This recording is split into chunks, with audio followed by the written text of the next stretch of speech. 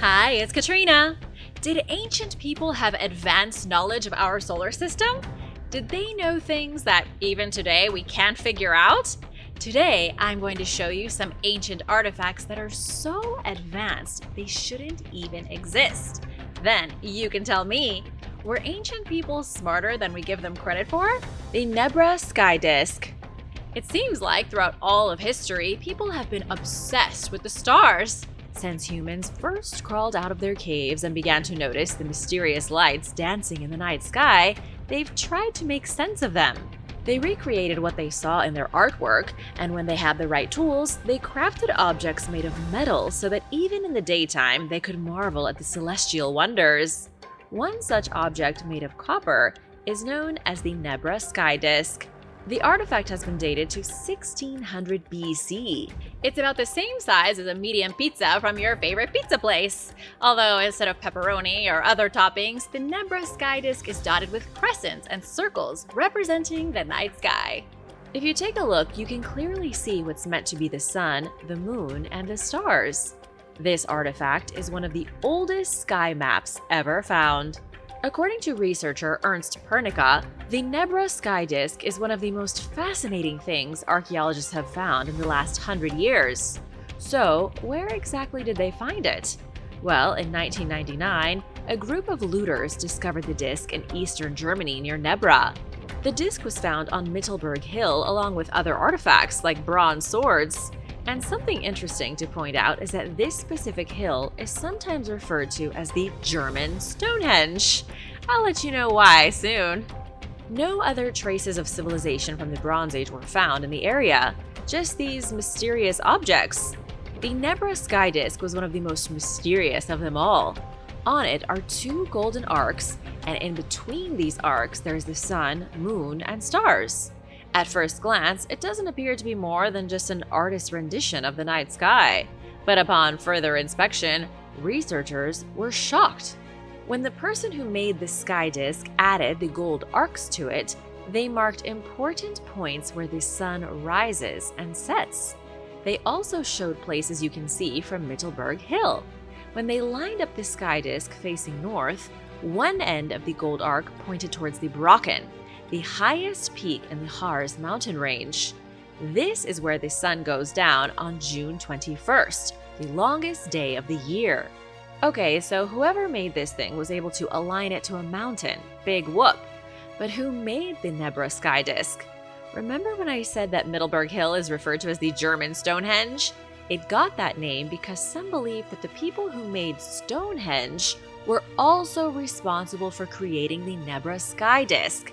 But Stonehenge is in Salisbury Plain in England, so how can that be? In the late Stone Age, the region around the Harz Mountains became a melting pot. New groups arrived with their horses and carts, eventually giving rise to the Unitized culture. And while it's not exactly clear who built Stonehenge, there is evidence to suggest that the Nebra Sky Disk was created by people who came from England. The gold and bronze that were used to make the artifact originated from Cornwall. Just a 3-hour drive, or about 62 miles from Mittelberg Hill, there is a place called Pomelte. This is a circular sanctuary that was built over 4,000 years ago by the Unitized culture I just mentioned. These people were extremely advanced for their time. They traded heavily with other groups, had a rigid hierarchy, and also had a sophisticated understanding of the connections between the seasons and the night sky. The Unitized vanished around 1600 BC, right around the time the Nebra Sky Disk was created. Both Pomelte and Stonehenge are about 377 feet in diameter and are made of concentric circles. But unlike its counterpart in England, Pomelte was made of wood rather than stone. Because of this, the site is in a state of disrepair, to say the least. It was reconstructed in 2016. Some believe that the architects of this place and those of Stonehenge may have been one and the same. Both sites seem to be places of ancient astronomical observations. Pomelte is like Stonehenge's cousin. The sites are extremely similar, and the connection was only deepened with the discovery of the Nebra Sky Disk.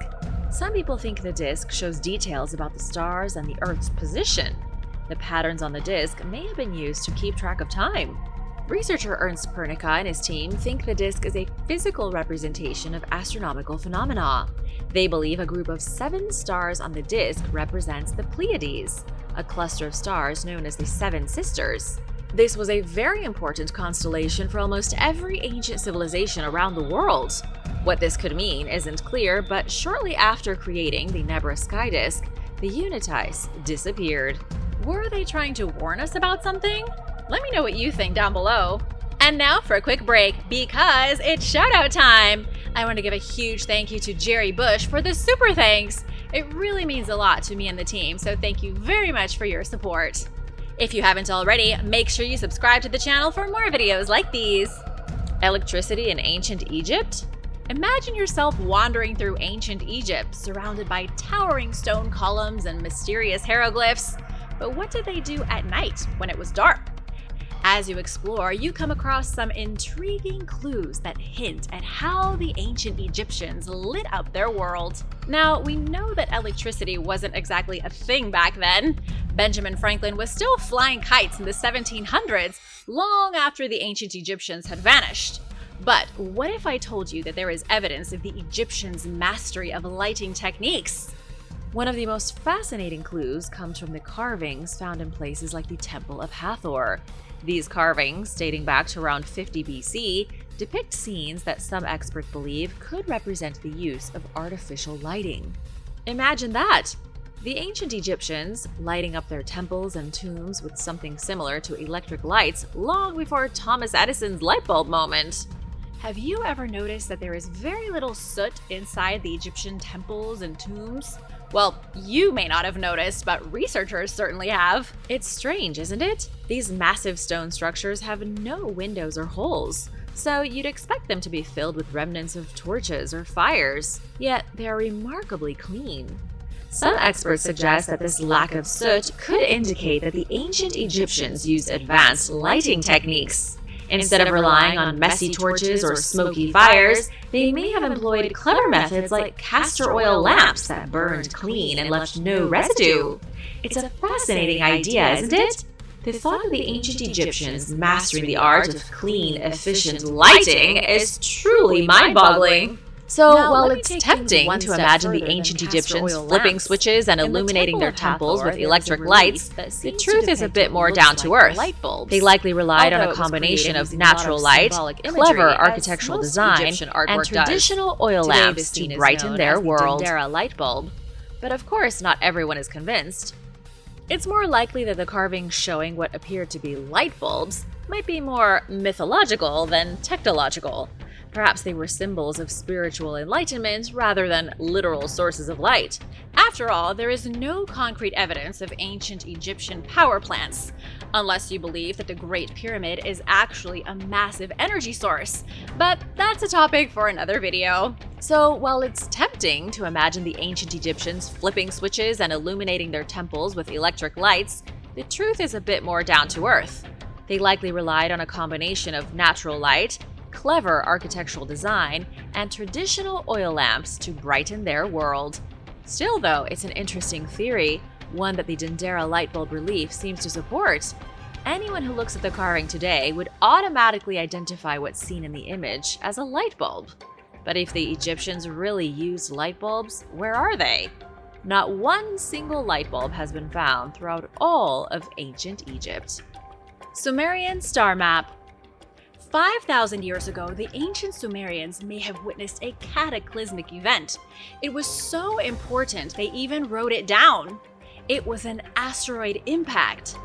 For over 150 years, scientists have been trying to decipher a strange cuneiform clay tablet. The peculiar circular tablet was found in the underground library of King Ashurbanipal in Nineveh, Iraq. It was discovered in the late 19th century, and at first was thought to be Assyrian. But recent computer analysis revealed something that researchers never guessed. It dates back to ancient Sumerian times, around 3300 BC. You may be wondering, what's so special about this tablet? Well, it's an astrolabe. It's basically the ancient version of an astronomical instrument. You can think of it as a disc-shaped star chart with markings on the rim, kind of like the world's oldest GPS for the sky. But here's where things get really interesting. Half of the tablet looks like your typical nightly sky recording, noting planet positions and cloud cover. Pretty standard stuff, right? But the other half tells a different story. It records something big, something in space, with enough detail to suggest that it's more than just a passing cloud.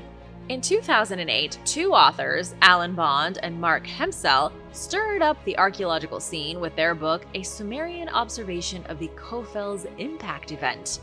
They retranslated the tablet's cuneiform text and proposed a groundbreaking theory.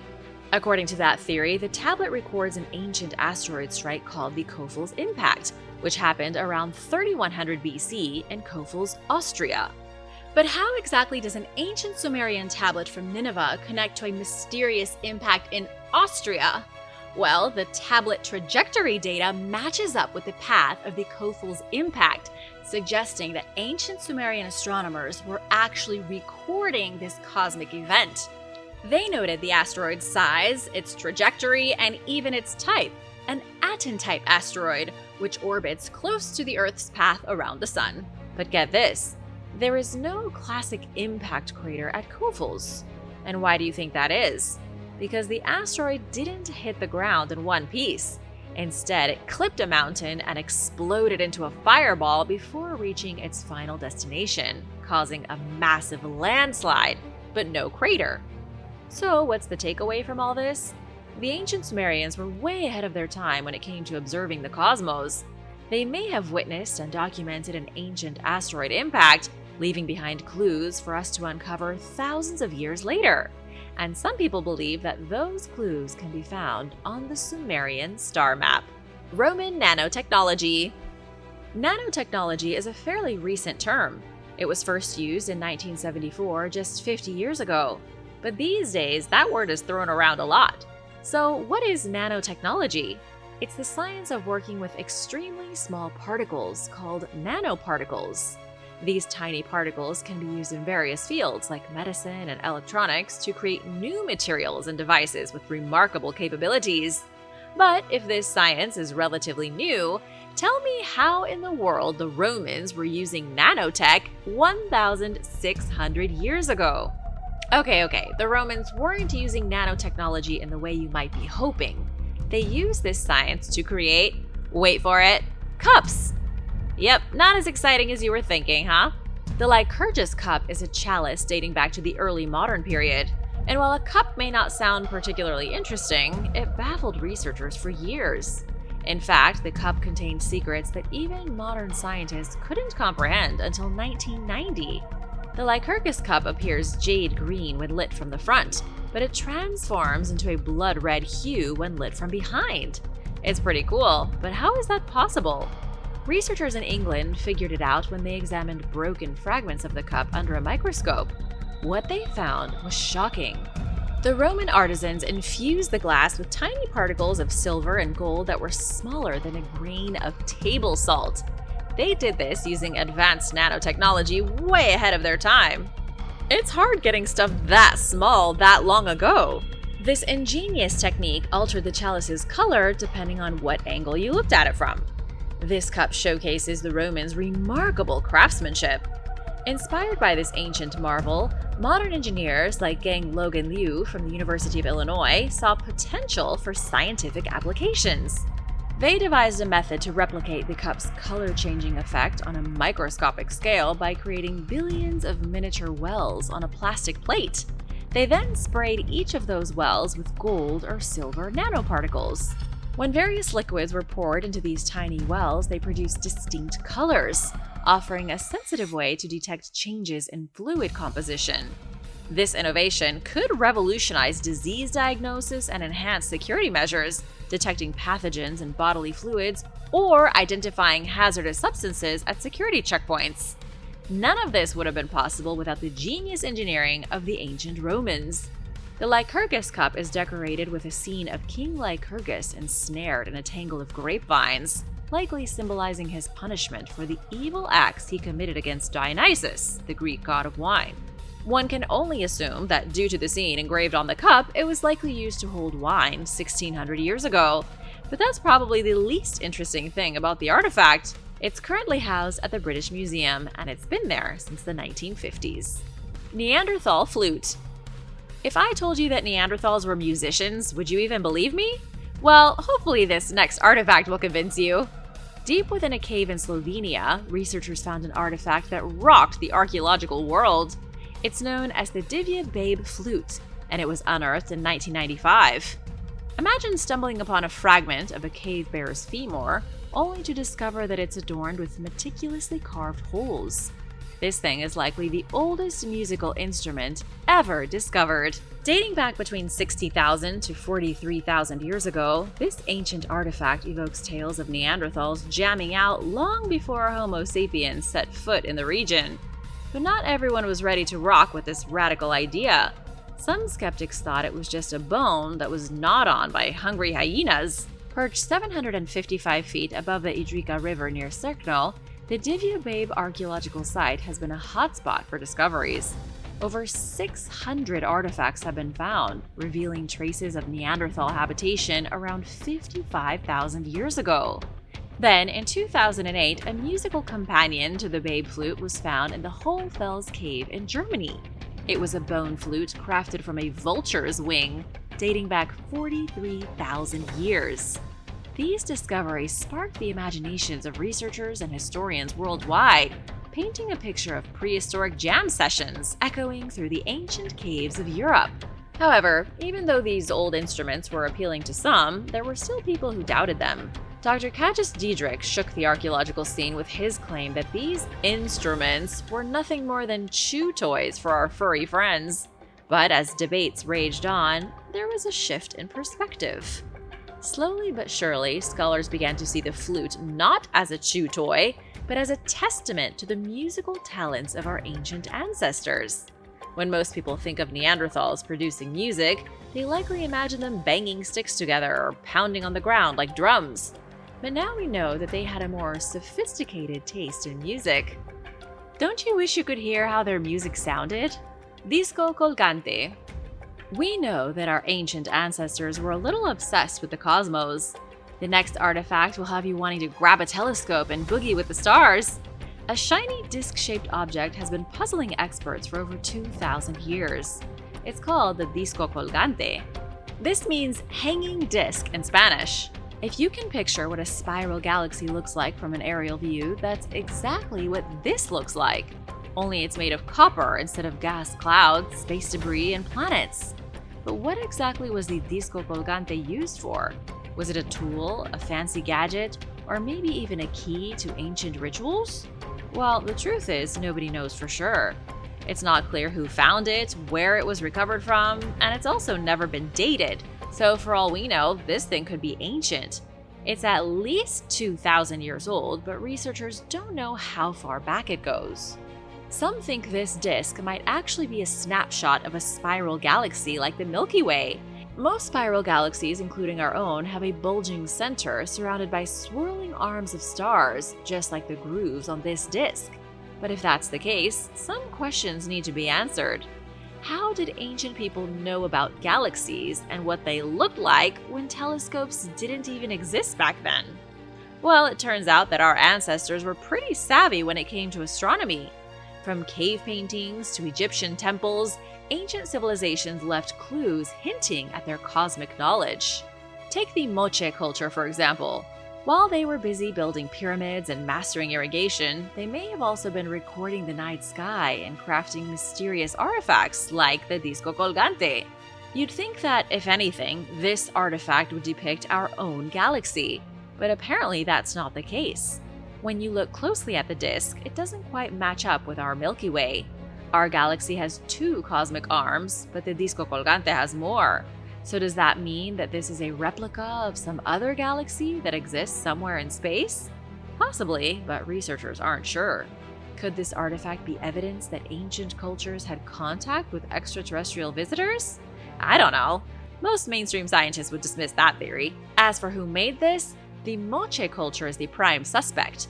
The disco colgante is currently being held at the Rafael Larco Herrero Archaeological Museum in Lima.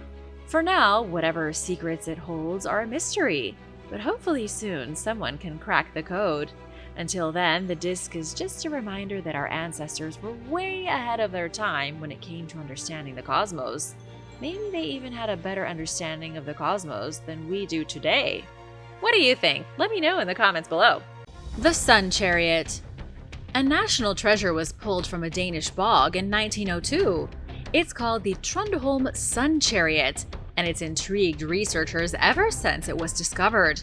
Its purpose and origins are unknown, but that's part of the fun, isn't it? The artifact has since become a symbol of Denmark's rich cultural heritage. Made during the Nordic Bronze Age around 1400 BC, the chariot consists of a bronze horse, a bronze disc adorned with intricate spirals, and 6 bronze wheels. Pretty impressive for being so old, huh? It was initially mistaken for a child's toy by the unsuspecting farmer who found it, but it has since been recognized as a national treasure and was even featured on Denmark's 1,000 krone banknote. This thing isn't particularly big by any means. It's 14 inches tall, 21 inches wide, and has a depth of 11 inches. It's about the same size as a globe you might find on someone's desk, and its bronze disc would remind you of one too. In 1998, a team of archaeologists returned to the site of its discovery with metal detectors. They uncovered additional components that allowed for a more complete reconstruction of the artifact. This meticulous excavation offered a new perspective on the chariot's possible function and religious symbolism. So, what did they find out? Well, it depends on who you ask.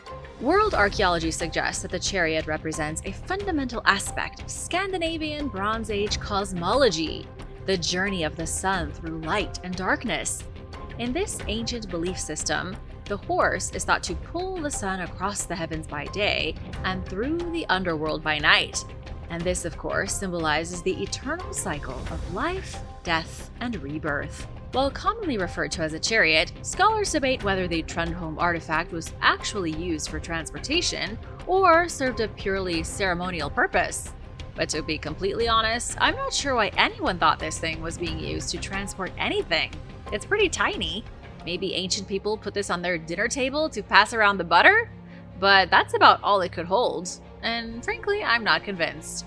So let's get into some more interesting theories. Klaus Ransborg, a prominent archaeologist and professor of archaeology at the University of Copenhagen, proposed an intriguing theory. He suggested that the chariot may have functioned as a primitive calendar. According to Ransborg, the golden day side of the disk represents a solar year, while the dark night side corresponds to lunar months. This dual-sided design, he says, allowed ancient astronomers to track the passage of time and celestial events with remarkable accuracy. So again, we see an example of just how advanced our ancestors were.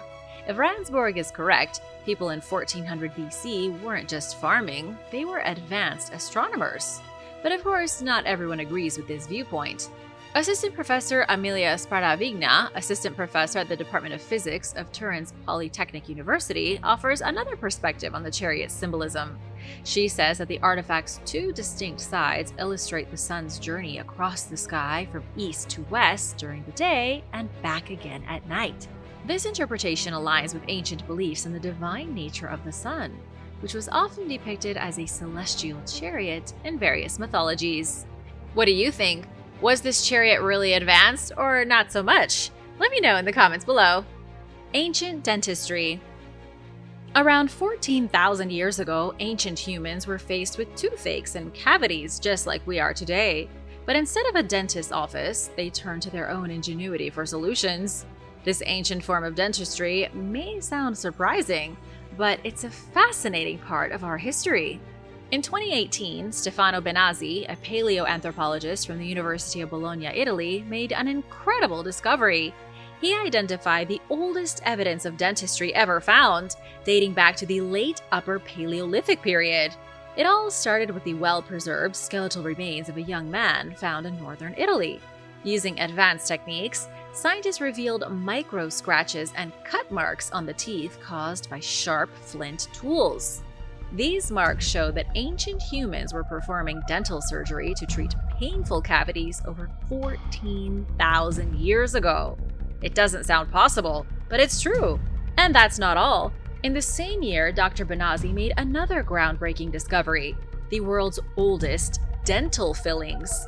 These fillings were found inside the front teeth of a person who lived 13,000 years ago. The cavities were filled with a mixture of bitumen, a tar-like substance, along with plant fibers and hair.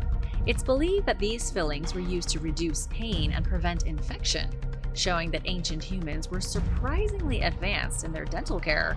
The history of dentistry goes back further than most people realize. Archaeological evidence from the Indus Valley civilization, dating back 9,000 years, reveals the earliest use of bow drills. Skilled craftsmen used these drills to cure tooth-related disorders. But perhaps the most surprising aspect of ancient dentistry is the belief in the tooth worm. And I know what you're thinking. What the heck is that? Around 5000 BC, this theory suggested that tooth decay was caused by worms boring into the teeth. Gross! But don't worry, these things weren't real. It wasn't until much later, in the 1300s, that this theory was finally dismissed. Our ancestors just blamed their poor dental hygiene on worms, to avoid taking responsibility. As time went on, ancient civilizations developed more sophisticated dental techniques. In ancient Egypt, figures like Hesi-Re, known as the first dentist, played crucial roles in dental care. They used innovative methods like dental bridges and composite fillings made from ground barley and honey to treat various teeth-related ailments. It wasn't until the 1400s that dentures resembling modern ones began to emerge. That's still a long time ago, though. They were made from materials like carved animal bone or ivory.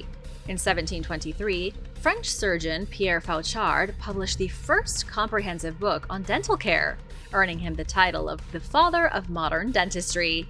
His work laid the foundation for the dental practices we know today. The Betz sphere. In the 1970s, the Betz family went for a walk and came home with an object that defied all explanation. Terry Betz, a 21-year-old pre-med student, accompanied by his parents, Jerry and Antoine, stumbled upon a remarkable discovery. In the serene woods of Jacksonville's Fort George Island, they found an object that's now known as the Betz sphere. Initially dismissing it as a whimsical find, Terry's curiosity soon transformed into awe as the metallic sphere, roughly the size of a bowling ball, exhibited perplexing behavior. And metal balls shouldn't really have a behavior. The sphere emitted a faint, resonant hum whenever Terry played the guitar, but that was just the start of the object's mysterious abilities. With each passing day, the sphere unveiled increasingly bizarre characteristics, rolling about as if it had a mind of its own. It could also alter its trajectory with unexplainable precision and emit eerie, high-pitched tones that sent neighborhood dogs into a frenzy. The Betz sphere, originally known as the oddball or the mystery sphere, quickly became the subject of intense speculation and intrigue, captivating the local community and beyond. Ron Kivett, a radio host renowned for his fascination with the paranormal, was among the first to investigate the phenomenon. His confirmation of the Betz family's accounts only served to fuel the growing fascination surrounding the sphere. Everyone wanted to know what this thing was, what it was capable of, and where it came from. As word of the Betz sphere spread, it transcended local curiosity to become a national sensation, attracting the attention of media outlets from Jacksonville, Florida's local papers to international publications.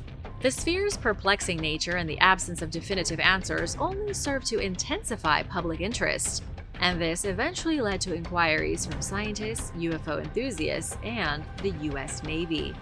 Amidst mounting speculation, Jerry Betz, who was a savvy entrepreneur, set up a meeting with the Navy, granting them access to the sphere at Naval Station Mayport. The Navy found that the artifact was primarily made of stainless steel, but its peculiar movements remained a mystery. The family was left with more questions than answers. If it was nothing but a stainless steel ball, why did it move on its own? If this was a piece of advanced technology, why was it left in the middle of a forest? And what on earth were the unpleasant sounds it would make?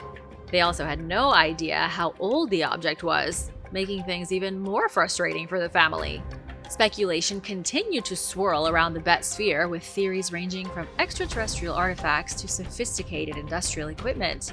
Despite the relentless scrutiny, the Betz family found themselves thrust into the spotlight. They were constantly questioned, but they were just as clueless as everyone else. Eventually, they grew tired of the relentless attention. The Betz family retreated from the sphere's limelight, returning to their ordinary lives. But despite the lack of news coverage, the bizarre metal orb continued to show up in books, on websites, and even made appearances in shows like Ancient Aliens. In 2017, an Ancient Aliens episode aired dedicated to the mysterious Bet sphere. And what do you think they claimed? Well, that the object is proof of aliens, of course. But that's just one theory. On the other hand, there are skeptics who dismiss the artifact as nothing more than a hoax. In 2016, Tim Gilmore wrote about the sphere on his website, jackpsychogeo.com. He proposed that the metal ball was extremely similar to balls used in industrial ball check valves, like those found in paper mills. Others claim that if someone were to drill into the orb, it would detonate like an atomic bomb, and with the same force as one too. The current whereabouts of the Betz sphere are unknown. It could still be in the possession of the Betz family, or maybe it was confiscated by the military. Nobody knows. But one thing's for sure, the object is one of the most peculiar things ever found. And the inner composition of the sphere is still unknown to this day. The Capa Leg. How old do you think the oldest prosthetic leg is? Go on, take a guess. You're most likely thinking maybe 150 to 200 years old, but actually it's a lot older, dating back to around 300 BC. The oldest prosthetics date back to ancient Egypt between 2,600 and 3,400 years ago. These were two different artificial toes. Go forward a few hundred years and we have a full leg used by a Roman nobleman. This prosthetic, called the Capa Leg, was discovered in the winter of 1884. It was excavated from the Campanian town of Santa Maria Capua Vetere. This thing is 2,300 years old. It was found inside a fancy stone tomb next to the skeleton of a nobleman with half of its lower right leg missing. The original prosthetic was blown to bits during a German air raid on London in 1941, but thankfully a copy of the leg was made in 1910. The original was crafted from hollowed-out wood and bronze and was held up with leather straps. The copy, however, wasn't that great. It's not exactly perfect, since the real Capa Leg had begun to rot by the time it was discovered, since of course it was so old. It's hard to imagine the brilliant mind who designed this prosthetic leg. Its maker is a mystery, but most researchers believe that it must have been a Roman due to the location where it was found. But it could have been Etruscan or from the Italic Sabellians. Around the time the prosthetic was made, in the 4th century BC, Capua was a bit of a melting pot. It was made up of Etruscans, Sabellians, and Romans alike. We can guess that the inventor was Roman, but it's not really clear, and they always get the credit. Other advanced prosthetics began to emerge a bit later, like this hand made of iron, although it's not nearly as old as the Capa Leg, dating back to the early 1500s. Unlike the bronze leg, we know exactly who this was made for. He was a fierce knight from Germany named Gotz von Berlichingen, and he was one tough cookie. He had an unknown artist create the hand after losing his own while fighting in a siege in 1504. Gotz von was a rogue knight who fought on behalf of whichever Bavarian barons or dukes had the fattest wallets. He commanded a crooked crew of hellraisers, and apparently, even after losing arguably his most important appendage, he still led his ragtag group of mercenaries into battle. Thanks for watching! Be sure to subscribe if you haven't already, and stay tuned for an older video that you might have missed. Vitrified forts. In the 18th century, an official survey in the Scottish Highlands uncovered an ancient Iron Age fortress. While there are many fortresses in Scotland and in Europe, this fort was different. This fort was made of stones that had somehow fused together. The walls of this fort must have been exposed to extreme temperatures that caused partial melting of the stonework. This process made the rock walls turn to glass in a process known as vitrification. The fort is called Dunderdale and was built around 500 BC, when in theory humans lacked the technology to heat stone walls to 2,000 degrees Fahrenheit. Initially after the discovery, people believed that perhaps the fort was built on the remains of an ancient volcano which had heated it. But there are actually many more forts like this, not only in Scotland, but all over Europe. Dunderdale is just one of 70 vitrified forts in Scotland and 200 vitrified forts throughout Europe. Conspiracy theorists suggested that an ancient superweapon we don't know about yet must have melted the stones.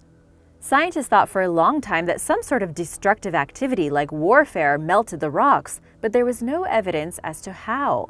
Some researchers speculated that the vitrification was some sort of ritual. Finally, in 2016, after 200 years of speculation, 3 volcanologists finally chimed in to try to help solve the mystery. They placed some rock samples in a box furnace mimicking Iron Age technology. The scorching heat weakened individual stones, but strengthened the overall structure by turning the mortar holding the rocks together into a dense, glass-like substance. It is still unclear why people in the Iron Age did this to their forts, or how they came up with this method. More experiments are necessary to fully understand their vitrification practices and why they would do this all over Europe. Leave your theories in the comments below. Underground rooms. Earlier in 2020, Israeli archaeologists discovered a complex of rooms that were located underneath the Western Wall Plaza in Jerusalem. These rooms were literally carved into the bedrock under the plaza. What's more, archaeologists have no idea what these rooms might have been used for, but their placement is certainly evocative. They are a mere 120 feet away from the Temple Mount, which is a holy location for both Jews and Muslims. Given how iconic this location is, how did archaeologists miss it for so many years? Well, apparently this complex has been located beneath a white mosaic floor of a large Byzantine building for the past 1,400 years or so. The complex is made up of 2 separate rooms connected by a courtyard and staircases, all of which are carved into the bedrock. There are also storage spaces and niches cut into the rock serving as storage space and shelving. Archaeologists also found a number of artifacts there, such as clay cookware, remnants of oil lamps, and a ritualistic water basin. Some of the objects date back to around 2,000 years old. This new complex is one of the only remaining signs of ancient Jerusalem left standing after the Romans destroyed much of the city. But why did they build this structure? It would have taken a lot of work to carve out this much stone. Researchers aren't sure if it was a house or a storage unit, whether it was a religious or a civil building, or why its creators would have spent such a large effort in making the space. Archaeologists are hoping that they will find out more about the Byzantine building and more subterranean rooms in the future that will help solve the puzzle. 3,200-year-old sword. On the island of Majorca, off the coast of Spain, archaeologists recently uncovered something astonishing: an ancient giant sword that is nearly completely intact. They found this sword in the Talayot del Serral de Ses Abels archaeological site, which is located in Puigpunyent, Majorca. This location contains a lot of big stone structures called talayots, all of which are estimated to be somewhere between 3,000 to 8,000 years old. These structures give us much insight into the ancient cultures that lived there. This site was first discovered in 1950, but this sword discovery was only recently found in 2019. The sword itself is thought to have been left there around 1200 BC. That only makes it even more astonishing that the artifact is in such good shape. Archaeologists haven't found many weapons at the site, far less any weapons from that time period. Over the coming years, researchers are hoping it will help us understand what the Bronze Age was like in that region. Astonishingly, the team that uncovered the sword were digging in a place that had already been picked over before. They weren't looking for anything new, but were just hoping to build a museum on the spot where they found it. As usual with archaeologists, there is some disagreement as to why this sword was left at the site. Could it have been a religious offering? Maybe. Or maybe the talayots were meant to defend their land, and the sword is a sign of strength. In any case, be on the lookout for more info about this fascinating place. The drepanosaurus. The drepanosaurus is quite the enigma. The first fossil was found in Italy, but it was all crushed and had to be reconstructed. Scientists believed it was an extinct reptile, but that's now been thrown into doubt. A second fossil was found in Ghost Ranch, New Mexico, and this one seemed to have a claw on each hand instead of fingers. It's now thought that rather than being a dinosaur or a reptile, it was in its own category of creature. Its giant front claw was connected to a flat bone that is seen in no other known animal. It also had a slender snout, a long muscular tail, and a tail spike that allowed it to hold onto trees. In fact, what was once thought to be a reptile actually resembled a mammal, more specifically, the anteater. The problem with this is that evolution dictates that animals are constantly changing, and fossils show the pathway towards the animals we see today. This fossil is so similar to something that exists today that it almost seems impossible. Some have suggested that the two species evolved independently from one another, which could explain this, but others have suggested it calls the whole idea of evolution into question. What do you think? Let me know in the comments below. Looks like we need to find more specimens to find the answer. New hominin species. Scientists think that they may have uncovered the existence of a previously undiscovered hominin species that they're dubbing Homo luzonensis. However, if they're right, that evolutionary biologists are seriously going to need to rethink the evolution of humanity. These scientists discovered this new fossil inside of a cave in the Philippines. But if this is indeed a new hominin species, then there might have been human-like species in Asia prior to the departure of our more well-known relatives in Africa. Based on the remains found, including some teeth and finger fossils, this new species of hominin was probably around 4 feet high. Even though it was tinier than Homo sapiens, it shared a number of other similarities with us. For instance, it has the same kind of molar tooth.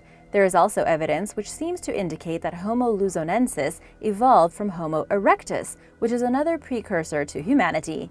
How does this bring our current picture of human evolution into doubt? Well, it's mostly thought that hominins migrated to Asia from Africa in 2 separate waves. The first wave was Homo erectus, the second wave was Homo sapiens. Scientists used to think the Homo erectus was the only hominin on the block in Asia before sapiens arrived. But if Homo luzonensis was there too, then we need a different picture. Scientists aren't yet positive about this, but it's definitely going to be a topic of discussion over the coming years. Aztec alien artifacts. A few years back, a group of researchers claimed to uncover a treasure trove of Aztec archaeological artifacts that seemed to depict images of aliens. The Aztec culture has lent itself to many impressive archaeological finds over the years. We've uncovered some of their tombs, their temples, and their death whistles, among many other things. But if these new artifacts are legitimate, then it is not only interesting from an archaeological standpoint, but from an extraterrestrial one as well. There were supposedly around 400 artifacts uncovered. They haven't been dated, but sources say that the shine they display is emblematic of a way that the Aztecs sealed their rocks. But more impressive than their constitution are the figures that they depict. Many of these stones seem to display the images of flying saucers and angelic, alien-like figures that the human figures are apparently worshipping. Some of these artifacts are literally in the shape of the classic UFO, and one of them even has a tiny alien-like figure in its center. There are also stone helmets that are in the shape of alien heads. Now, these recent artifacts do not appear to have been verified by any archaeological authority, but they haven't conclusively said that they aren't real either. Hopefully, in the coming years, we can find out further information about the circumstances of this discovery and where the objects came from. Alberg ship. A humble Norwegian farmer came upon a remarkable archaeological find completely by accident in 1903. He discovered a totally intact Viking ship, which also housed human remains and a huge amount of treasure. Over the years, this ship became referred to as the Alberg ship. While it isn't the largest ship, it's around 65 feet long, but it is crazy that an artifact this immense wasn't discovered for so long, and even then, wholly by accident. The treasure inside of the ship was also remarkable in its own right. For one thing, it contained the now famous Buddha bucket artifact, which has caused controversy in the archaeological community. The existence of this Buddha figurine suggests that the Vikings had interactions with Asian communities at the time, which would mean that their reign was far wider than we might have previously imagined. The circumstances of the discovery were also astounding. The ship itself was completely covered by dirt, which, despite the dampness of the soil, actually helped to preserve it in almost pristine condition. It was so well preserved that all of the drawings on the stern and bow of the Alberg are even still visible after several centuries. In fact, you can go see this ship for yourself at the Viking Ship Museum in Oslo. The Long Yu Grottos. The Long Yu Grottos are a series of underground structures near the village of Xi'anbeikun in the Zhejiang province in China. They are thought to be at least 2,000 years old, but scientists and researchers have no idea how they were built, what they were used for, or even who was responsible for them. They were originally discovered in 1992 with a total of 36 grottos covering an area of 30,000 square meters. Each one is carved almost 100 feet into solid siltstone and contains features such as rooms, gutters, and pools. As well as the question of construction, it's also peculiar how they were so precisely carved and why they remain in such good condition. The grottos have been flooded for centuries until the government drained a lot of them so they could be further explored. They are proof that there was an advanced civilization in the region at one time, even though none have been documented. It seems every time researchers uncover new things, they also find more questions that science is unable to explain. Yet. Pluto's Gate. Pluto's Gate has been referred to as the gate to hell, and for good reason. The gate itself, located in Denizli Merkez, Turkey, still emits a plume of toxic gas. To this day, if animals get too close, they meet a tragic fate. Its purpose is altogether mysterious. Why is this air so toxic, and what was it used for? Well, as it turns out, the air is almost 53% CO2, and we also know that this site was once used in a ritualistic way to pay respects to the gods of whatever is down below. As crazy as this archaeological site is, it's strange to think that it wasn't discovered until 2013, after its location was traced to a thermal spring. Experts immediately started thinking about the supposed temple to the underworld that they'd read about going off the map somewhere around 500 AD. And strangely enough, Pluto's gate seemed to match this description to a T. Poets of the time had written about a strange place where anything that entered died inside. Pluto's gate was run by shaman-like figures who inhaled so much of the gas that they were apparently immune to it. They were probably constantly tripping. At that time, you could buy tiny animals and throw them into the gate, only to see them die and petrify inside. Sometimes these priests would bring bulls inside and then pull back their corpses. Since their noses were closer to the ground, the bulls would die, whereas the shamans would survive. The Betts Mystery Sphere. On May 26, 1974, the Betts family were looking at the damage caused by a brush fire across their land near Jacksonville, Florida. Then they found a strange sphere. It was just less than 8 inches in diameter, made from metal and highly polished. The only mark on its surface was a triangular shape that had been stamped onto it. They immediately knew there was something strange about this 22-pound object, so they took it back home. From there, things got weird. A few weeks later, the son was strumming his guitar and the orb started to vibrate in a similar way to a tuning fork. It also started emitting a high-frequency noise that panicked the family's dog. Then they found that when they rolled it across the floor, the orb would stop and then roll in a different direction. Furthermore, it responded to the weather, becoming more active on sunny days than overcast ones. The family started hiding it away in a bag at night so it couldn't escape. Was it a downed satellite of some sort? Did it belong to NASA, or was it a Soviet space probe? The sphere became notorious, but has never truly been explained. The US government said it didn't belong to them, but it was kind of similar to a sea bottom marker to assist missile-launching submarines by giving them a reference point. Some think it's an alien probe, others that it's an ancient object of religious significance. Perhaps the most logical answer is that it was a part of an artist's project. In any case, the location of the sphere is unknown. Imagine if the proof of extraterrestrial intelligence were just sitting in a box somewhere. The Holy Right Hand. On August 15, 1038, Saint Stephen, the first king of Hungary, was buried in a sarcophagus and then moved to an underground catacomb to protect his remains. When this happened, someone decided to remove his right hand because it was believed to have miraculous properties, and it was put in the treasury of the basilica. Ironically, the guard in charge of protecting the treasury actually stole it and kept it in his estate. The thief was forgiven, miraculously, and the hand was later recovered and taken back to his burial place some point in the 16th century. It is now housed in St. Stephen's Basilica in Budapest, and once a year on August 20th, it's paraded as a part of the Holy Right Hand procession, promising good luck to any who witness it. There's some confusion as to whether this hand is actually that of St. Stephen, though. Earlier descriptions mention it wearing a ring, which was proof that it belonged to the king, but this ring is nowhere to be seen. Furthermore, the coat of arms, where the hand was once kept, shows an arm as well as the hand. So where did St. Stephen's arm end up, and who detached it from the hand? In 2000, the hand and the arm were put on display, but the arm bone turned out to be a fibula from a right leg. With religious artifacts, it's hard to tell since they have survived theft, war, and all kinds of destruction. Who knows where his hand might be? One thing's for sure, there are bits and pieces of St. Stephen located all over the world. The IUD Aluminum Wedge. This aluminum wedge was found in a trench along Romania's Mureș River in 1974. In itself, this wouldn't be particularly strange, but the location in which it was found and the test results from analyzing the object point to something very peculiar. It was discovered next to a set of mastodon bones, and if it was the same age as them, it would be 11,000 years old. The surrounding rocks and sediment suggest that objects in that place are at least 10,000 years old. However, this wedge-shaped object is made out of pure aluminum, even though it was only first produced in the early 1800s. The wedge was sent for much testing and was found to be 89% aluminum, along with traces of copper, silicone, zinc, lead, and a number of other elements. Scientists believe it is not a natural formation. The results of the dating were the most interesting though, and while it proved that the object wasn't anywhere near as old as the mastodon bones, 2 independent tests determined that it was about 400 years old. This still predates aluminum manufacturing by 200 years and raises questions of how that could be possible and why it ended up where it did. Some people argue that it is a fragment of an ancient UFO, because why not? The Clerk's Dorp spheres.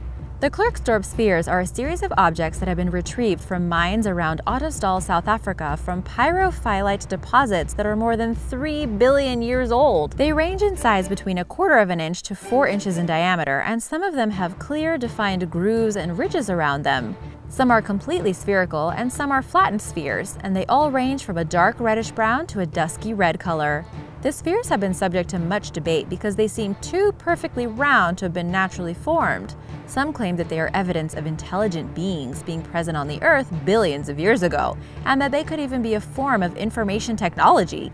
Tests on the spheres, though, support the theory that they have been formed by geological processes.